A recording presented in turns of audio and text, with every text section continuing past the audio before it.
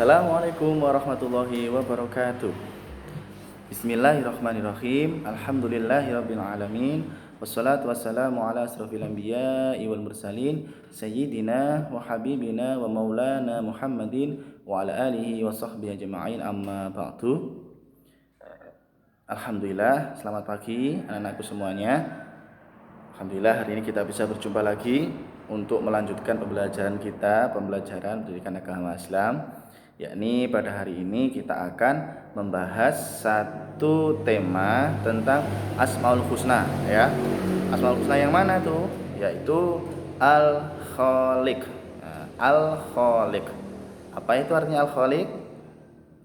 Ya, kalau kalian yang sudah sedikit membaca buku kalian pasti tahu Al-Khaliq itu artinya adalah Allah Maha Pencipta.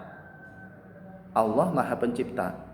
Kalau ada tulisan Maha, maka itu pencipta yang luar biasa, anak-anak, menciptakan segala-galanya, menciptakan seluruh alam semesta ini. Semua yang ada di alam semesta ini, semua yang kita lihat, semua yang ada di alam sekitar kita, lingkungan kita, tempat tinggal kita, itu adalah ciptaan Allah Subhanahu wa taala. Bahkan kita sendiri itu adalah ciptaan Allah Subhanahu wa taala. Ya, seperti itu. Kemudian semua ciptaan Allah itu disebut apa? Semua ciptaan Allah itu disebut makhluk, ya.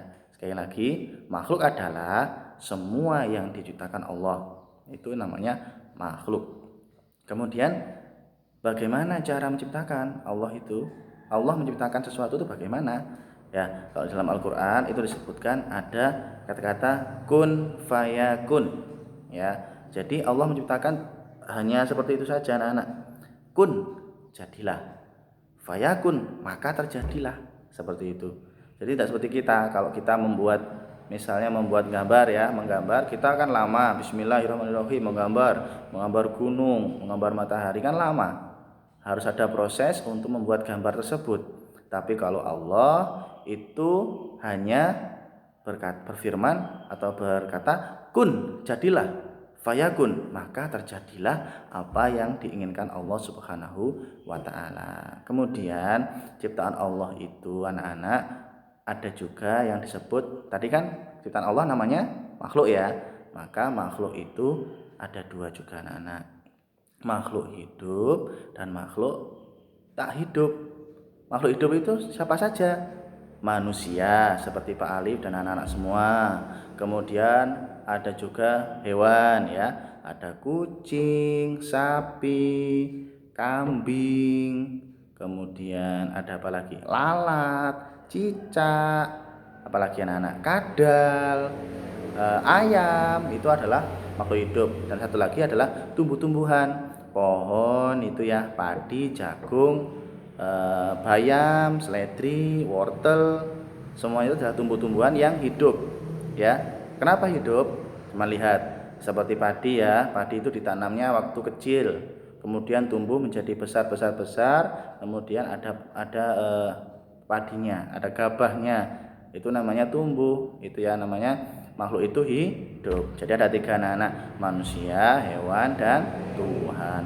Kemudian yang tak hidup itu berarti tidak bisa tumbuh, ya, tetap seperti itu. Contohnya apa?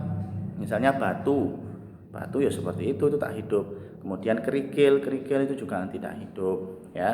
Kemudian lautan, ya, gunung, itu juga makhluk yang tak hidup, ya. Air juga tak hidup, ya, seperti itu, anak-anak.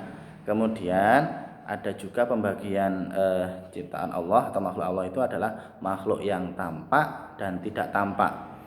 Makhluk yang tampak, ya, seperti kita ini, manusia, hewan, tumbuhan, batu, gunung, langit, itu makhluk yang tampak. Yang tidak tampak disebut dengan makhluk ghaib. Makhluk ghaib, ya, makhluk yang tidak bisa kita lihat secara langsung. Contohnya apa? Contohnya satu, malaikat, ya. Malaikat itu adalah contoh makhluk ghaib, tidak bisa dilihat. Kemudian jin, ya. Kemudian setan atau iblis, itu tidak bisa kita lihat. Itu namanya makhluk ghaib, ya, seperti itu.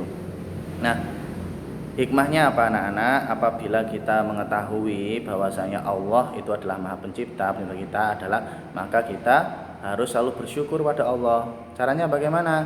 Satu, mengucapkan alhamdulillah. Dua, menjaga ciptaan Allah ini dengan baik, ya. Menjaga ciptaan Allah, misalnya menjaga tubuh kita dengan baik, harus menjaga kesehatan, menjaga lingkungan dengan baik, tidak membuang sampah sembarangan, ya. Menjaga ciptaan Allah yang lain, misalnya hewan peliharaan, kucing ya dipelihara dengan baik, diberi makan yang cukup, ya. Seperti itu namanya cara mensyukuri nikmat Allah. Kita harus yakin semuanya diciptakan Allah. Artinya kalau misalnya kita meminta sesuatu, maka harus kembali lagi kepada Allah Subhanahu wa taala. Terima kasih anak-anak sekalian. Cukup sekian penjelasan dari Pak Alif, ya. Di ini nanti akan saya share di channel juga, channel YouTube Pak Alif, yaitu Guruku sama Alif. Nanti kalau ada pertanyaan bisa ditulis di kolom komentar, ya. Terima kasih. Selamat pagi. Assalamualaikum warahmatullahi wabarakatuh.